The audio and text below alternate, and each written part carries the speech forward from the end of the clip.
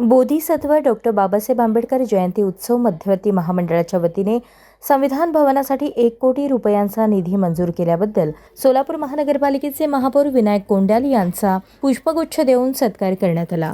मध्यवर्ती महामंडळाचे विश्वस्त अध्यक्ष आनंद चंदनशिवे यांच्या हस्ते हा सत्कार संपन्न झाला। यावेळी उत्सव अध्यक्ष नागेश इंगळे, उपाध्यक्ष मिलिंद प्रेक्षाळे, चाचा सोनवणे, अमोल कदम, संतोष घोलप यांच्यासह अनेक मान्यवर उपस्थित होते।